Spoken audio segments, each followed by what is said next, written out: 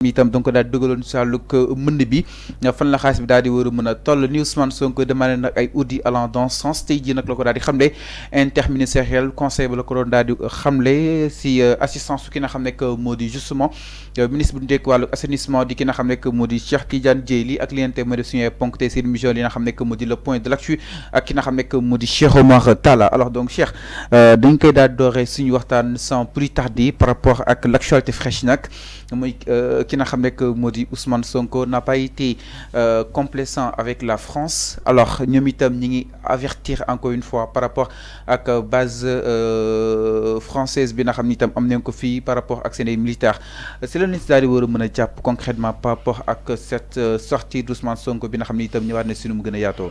Oui, mais on s'en félicite. Moi, je m'en félicite parce que c'était pas un sujet boo xamante ni sujet tabou woon presque quoi, surtout le Sénégal en Afrique de l'Ouest avec la présence française.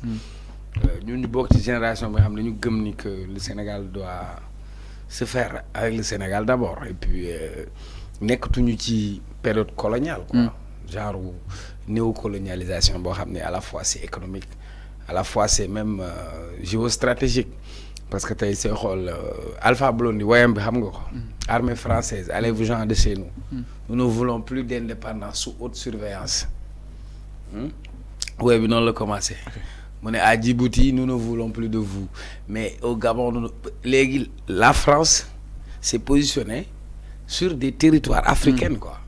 Est-ce que ces pays sont indépendants su fekkee ni France tey base militaire yi nga xam ne moom la am Sénégal vous vous rappelez ci guerru Mali bi France fii lay départ di fi jógee di dem Mali pour interagir sur la corne de l'Afrique de l'Est France dem wut fa ay base militaire yeneen puissance mondiale yi ils ont des bases militaires dans nos propres pays quoi man je suis pas fier romb gis ñu bind élément français au Sénégal bi ñu juddoo ba tey yaa ngi gis 23e bilan Abdoulaye Wade avait demandé pour ñu récupérer base militaire yi mais après aboutirul à 100%. Maintenant am na ay accords de défense et Sonko l'a rappelé historiquement vers les années 50-60 ay accords de défense yoo xamante ni moom lañ boole woon pour tënk ñu en quelque sorte avec la France mais tey le cordon ombilical qui nous lie avec la France il faut ñu dagg ko. Et pour ñu dagg ko on a besoin de l'audace et le courage de le dire maintenant Sonko ci ban contexte la ko wax parce que fii bi muy dem il est allé à l'université pour une conférence avec Mélenchon. Mélenchon et Sonko dans des mêmes ordres d'idées bokk nañ ay gis-gis ensuite Mélenchon c'est un opposant d'abord il faut analyser le contexte Mélenchon a toujours soutenu Ousmane Sonko quand Ousmane Sonko était dans des difficultés sur le plan politique.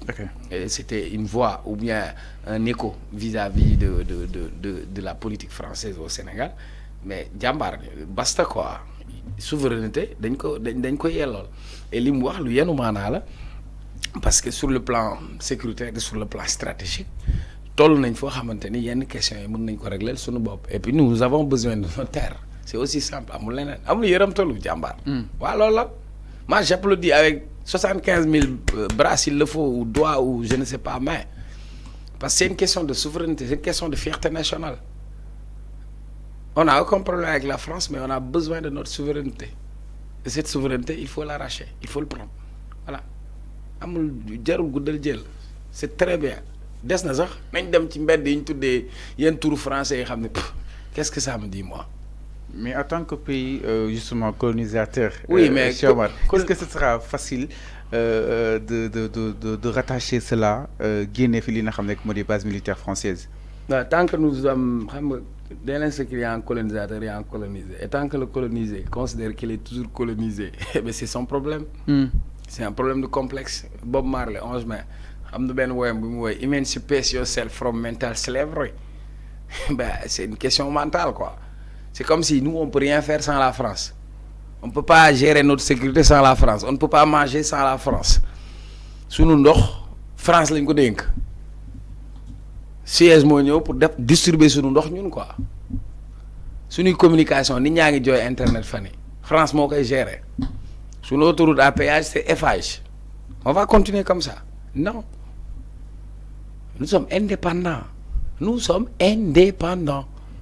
nous ne sommes pas autonomes, nous sommes indépendants. Mais sur le plan économique, est-ce que nous sommes ay ñeexital? Oui, mais parce que le moment où peut-être dëkk bi atteindre seuil boo xam ne itam toll nañ ci 75% de dette étant d'autres tey ñu ñuy wax que prix mi gën a grimper de plus en plus. Oui. Alors est-ce que discours bu nu mel mënul porter préjudice justement le Sénégal vis-à-vis avec la France? Au contraire du préjudice, mais c'est une question de souveraineté, c'est hyper important. Peut-être naxtaan ak ñoom. Parce que tey Sonko a été ferme. Oui, mais même si biir naxtaan am na loo xam ni da nga ci am fermeté xeex bi du jeex la Joor a été ferme et pourtant def nañ li ñu doon def. Est-ce que nous on va continuer à servir de poule aux œufs d'or à la France? Non, on a une génération décomplexée jàmbaar. Ça c'est pas Sonko, ça c'est le combat de génération en génération. Ça commence de Omar Blondin Diop en passant par Thomas Sankara, en passant par nous. Sonko da ci def wàllam ñeneen bu ñu ñëwee def ci seen wàll lii ñoom Masmoud Diop doon wax moom sa réew. Moom sa réew yaa ngi ko doon dégg boobu xam naa ñun ñëpp judduwuñu moom sa réew baat boobu am na sa équipe nawet am tudd moom sa réew gëm sa réew. Ah ouais, il faut ñu moom suñu réew suñu moomeel la mais dafa am ay yoo xam ne dafa stratégique mënoo ko jox keneen nag sëñ bi sa wàllu sécurité. nga implanté fi base militaire française mu am benn ñaar ñett depuis 60 ans ñu nekk fi il faut ñu au moins ni mu def baax na tëgg sa miñ su ko defee on va les contraindre à régler cette question et puis accord de défense yooyu nañ ko génnee ñun ñu mën a xam parce que am na accord de défense yoo xam parce que la France a toujours eu ses marionnettes hein. La France a toujours agi en Afrique au gré de ses intérêts. Qu'est-ce qu'on te dit? Ñoom ñoo ko waxoon un État n'a pas d'amis, elle n'a que des intérêts. La France a condamné des coups d'État au Mali, en Guinée. Et pourtant, la France a cautionné un coup d'État au Tchad. Parce que c'est des intérêts français. La France a été à un moment donné avec Hissène Habré. À un moment donné, ils n'ont pas été avec Hissène Habré. Ils se sont alliés avec Idriss Déby. Okay. La France, c'est un petit pays. Li muy am yëpp ci ñun la koy jëlee. Wala léegi ñun dañ fa war a nekk pour nekk gâteau France. Qui a construit la France? Qui s'est battu pour la France? Suñuy maam. Quand Thiaroye bi fii lañ leen boomee. war leen a fay seen alal. indi leen fii. ñu ne na ngeen ñu fay. ñu bàyyi leen ba guddi. Lâchement, ils ont été assassinés. Okay. Et est-ce que nous, on va continuer à être les esclaves de la France ou avoir des esprits colonisés? Nous, on n'a pas cet esprit colonisé. Monsieur Omar, de plus en plus... Sonko, Billahi, je suis très fier. De plus en plus, le discours est tendu du côté, justement, de ce régime en place vis-à-vis avec la France. Est-ce que nous nous sous-entendons par la CENI, la Russie, peut-être, nous avons porte peut-être pour daal di mën a ñëw utu li nga xam ne que moo di la France si na nga xam ni itam noonu la daal di utiliser woon li nga xam ne que moo di le Sénégal. J'ai discuté avec un grand diplomate suma mag la ma koy nuyu de passage. Pas besoin de citer son nom. Daf ma seetaan mu déglu boobu mu ne ma tu ferais un excellent diplomate. En fait les rôles ont changé en fait. Il faut qu'on comprenne, il faut qu'on comprenne ça. L'Afrique aujourd'hui est le continent le plus peuplé. En 2050, nous serons le continent le plus peuplé. Avec une population très jeune. L'Europe, elle est vieillissante. Il y a un marché mondial qui est là. Parce que BRT, par exemple, en Europe, ils ne peuvent pas parce qu'ils sont obligés de venir en Afrique pour trouver des marchés. Ensuite, le curseur a changé. Il faut montrer aux autres qu'eux, ils ont autant besoin de nous que nous avons besoin d'eux. Je ne sais pas si je me fais comprendre. Si, si. Maam ñu leen soxla ñu tamit. dañoo toll foo xamante ne ñoom ñoo ñu gën a soxla. loolu laa bëgg ñu dugal ko paradigme bi dafa changé. grille bi dafa changé. la moo fi indi bay gerte. France moo ko fi dugal. ceeb bi ñuy imposé kan moo ko fi indi France. parce que amoon na ay colonies en Asie ñu am surproduction de riz ñu indil ñu ko. Culturellement, moi je suis francophone, je parle français même mieux que les Français. Ça ne fait pas de moi un Français.